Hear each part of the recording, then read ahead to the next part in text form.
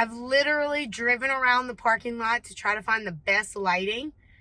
I think this is as good as it's going to get. So we are just going to hop into this video. Hi everyone, and welcome back to my channel. I am visiting you today from my car. The reason for that can be summed up in one word: kids. I was supposed to film this video yesterday, but my son was having a really hard day and it just didn't happen. And tonight I have something going on at school. So I'm literally sitting in the parking lot at school in my car, waiting for this parent night to start.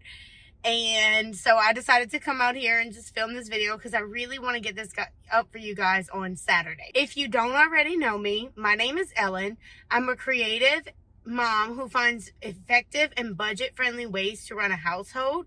And in today's video, I'm going to talk about 6 ways that you can save money today. So I am in South Louisiana in a long sleeve shirt because it was chilly this morning.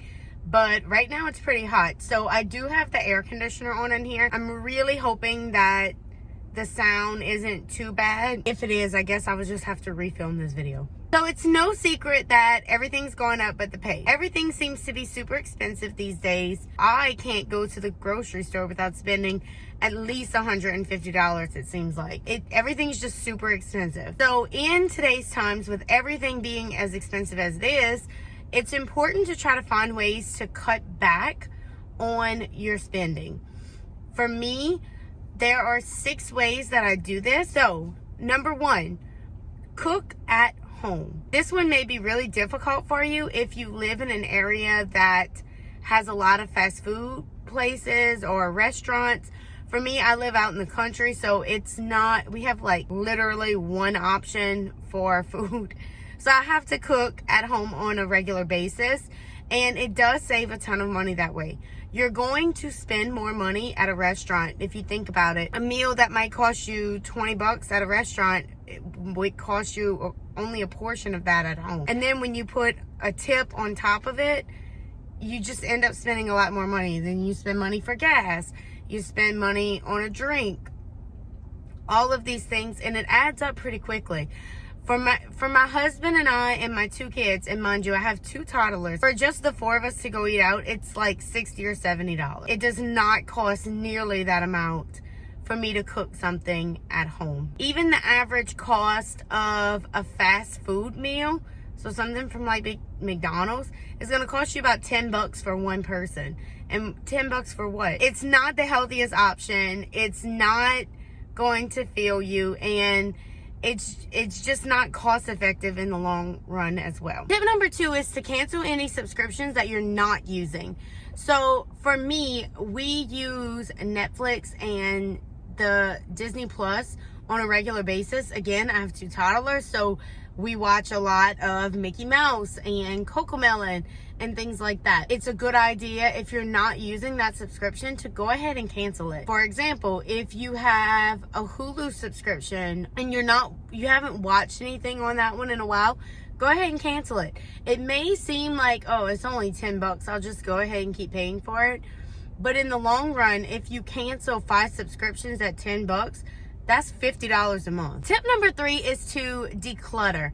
And this one's kind of twofold. So when you go through your home and you declutter, a lot of times we can find things that are still in really good condition that you can get a little bit of money for.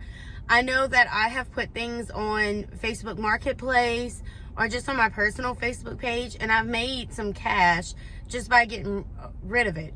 Not only are you saving space in your home, but you're also generating a little bit of income. Another thing about decluttering is the more we get all of the clutter out of our space, the less likely you are to bring more clutter into your space. That clutter comes into your space after you spend money to bring it into your house. So when you're decluttering, you're less likely to spend money on purchases that is just going to cause more clutter in your house in the long run. Tip number 4 is to shop smart. So when you are shopping, always look for discount codes or sales or things like that. If you are shopping at a local grocery store and they have sale on ground beef, you might want to stock up on ground beef that week and put the rest in your freezer. And then that way you've spent less money on it, but you still have the product that you need. Another example of this is when I need clothes for my kids. I always try to watch for sales like on Carter's or JCPenney, and that way I get a little bit more bang for my buck. Tip number 5 is to opt for free experiences. A lot of times as families, we like to go out to the movies, or we like to go visit a children's museum, but those things cost money. If you're trying to save money, one of the best ways that you can do that is to just opt for experiences that are free. Go to the park, go hiking, go fishing. I'm giving fishing as an example. Yeah, you might have to go spend, $8 on a box of worms, to have bait, but you're not going to spend $50 to get into the zoo, or you're not going to go spend $100, because I think you can easily drop $100 at the movie theater between your tickets and your food as a family. Which kind of leads into the last tip, which is tip number 6, and that is to utilize your local library, you guys. I cannot stress to you how many resources your local library has. And I realize that I'm a librarian, I'm a school librarian, so I'm speaking from experience, but there are so many free resources that you can find at your local library. It's not just books. I mean, of course you can go check out books for free to be able to read with your kids, but you can also check out movies. If you are really trying to cut back and you live close to a library, you could even cancel like your internet service and just use the internet at the library. Your local library has so many resources, and I really encourage you to check it out, especially if you have young children. A lot of times they'll have story time during the week and things like that, or meetings in the evenings for adults, and those kinds of things won't cost you anything, or it'll still give you an authentic experience. Those are my 6 tips for saving some cash. If you enjoyed this content, please hit that thumbs up button. It really helps to support my channel. And if you enjoy content about budgeting and being a mom and a wife, please go ahead and hit that subscribe button. I'd love to have you here on my channel. I'm always looking forward to sharing ways that this mama tries. I hope you guys have a great day, and I will see you all in my next video. Bye. Bye.